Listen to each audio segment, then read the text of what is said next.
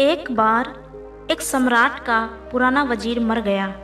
वजीर बहुत ही बुद्धिमान था, लेकिन अचानक ही उसकी मौत हो गई थी। तो अब नई वजीर की खोजबीन शुरू कर दी गई। साम्राज्य बहुत बड़ा था, इसीलिए उसे संभालने के लिए एक बहुत ही बुद्धिमान और समझदार की सोच रखने वाले वजीर का होना भी बहुत जरूरी था।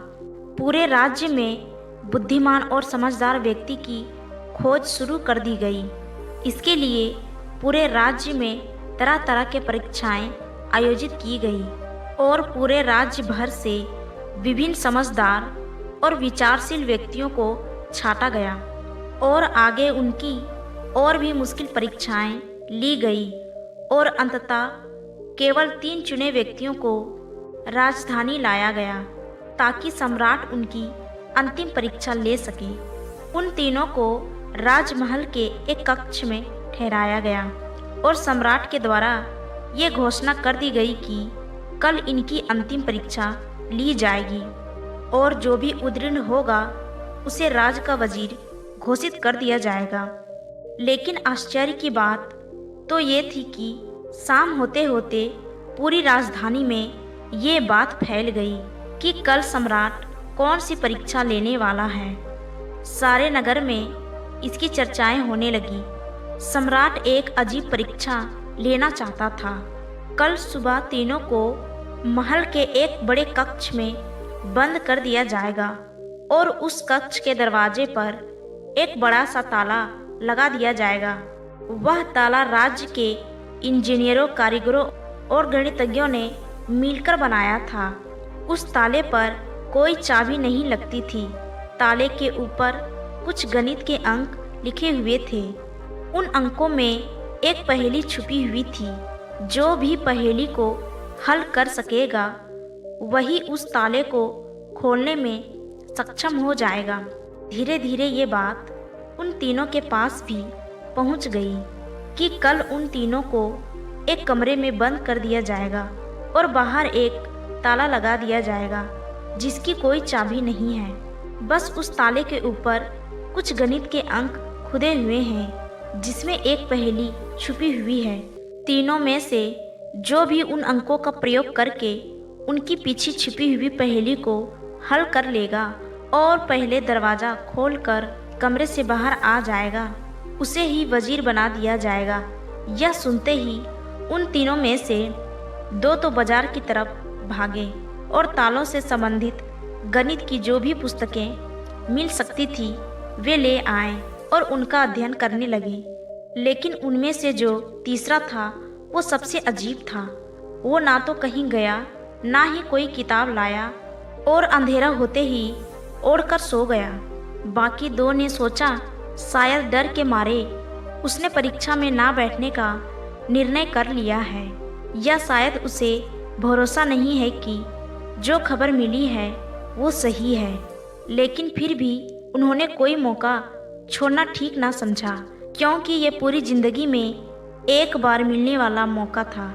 वो रात भर किताबें पढ़ते रहे। तालों से, विज्ञान से संबंधित जो भी साहित्य उन्हें मिला वो सब उन्होंने पढ़ डाला। सुबह हुई तो तीसरा व्यक्ति सोकर उठा और उन तीनों को सम्राट के समक्ष प्रस्तुत किया गया। वहां उन्हें पता चला कि जो अफवाह उठी थी वो सत्य थी।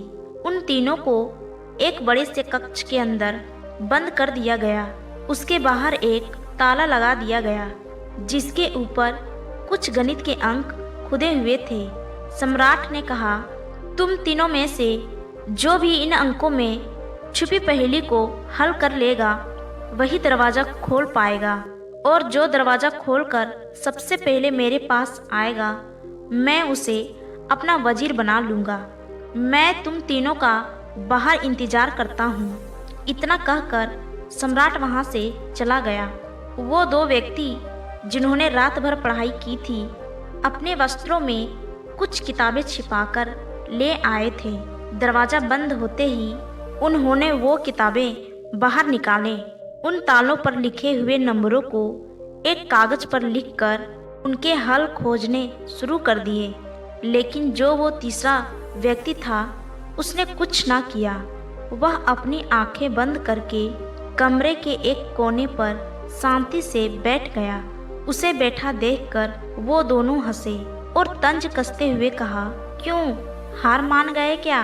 कुछ करो तभी तो कुछ होगा। उन्हें लगा उसने हार मान ली है, लेकिन उसका मन एकदम शांत था। उसकी आंखें में से स्थिरता झलक रही थी। वह परेशान नहीं मालूम पड़ता था। वह बैठा रहा, फिर अचानक उसे कुछ सूझा। वह उठकर दरवाजे के पास आ गया और धीरे से उसे धक्का दिया और ये क्या, दरवाजा खुल गया। वह कमरे से बाहर चला गया, लेकिन वो दोनों व्यक्ति अपनी किताबों में ही डूबे रहे। उन्हें पता भी ना चला कि वो तीसरा कमरे से बाहर जा चुका है। उन्हें पता ही तब चला जब सम्राट उस तीसरे व्यक्ति को लेकर अंदर आए और बोला, बंद करो ये अपनी किताबें। जिसे बाहर निकलना था वो तो कब का निकल चुका है। ये देखकर वो दोनों दंग रह गए और पूछा, आखिर तुम बाहर कैसे निकले? सम्राट ने कहा, ताला तो लगाया ही नहीं गया था, क्योंकि बंद ताले को तो खोला जा सकता है, लेकिन जो ताला लगाया ही ना गया हो उसे कैसे खोलोगे? ये आदमी तुम तीनों में से ज्यादा समझदार है, क्योंकि इसने समझदारी का पहला परिचय दिया। इसने ताले पर लिखे अंकों को हल करने से पहले ये जानने का प्रयास किया कि आखिर ताला लगा भी है या नहीं।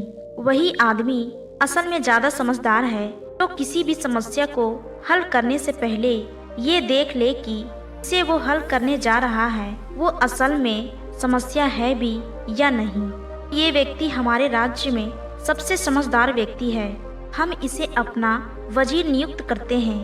तो दोस्तों, इस कहानी से हमें ये सीख मिलती है कि जब भी हमें लगे कि हमारे सामने कोई बड़ी समस्या है, तो जल्दबाजी में घबराकर समस्या का समाधान खोजने के बजाय हमें ठंडे दिमाग से सोचना चाहिए कि जिसे मैं समस्या समझ रहा हूँ वो असल में समस्या है या नहीं, या असल समस्या कुछ और ही है जो अभी मुझे दिखाई नहीं दे रही। दोस्तों, अपने दिमाग को शांत रखें और ठंडे दिमाग से सोचें।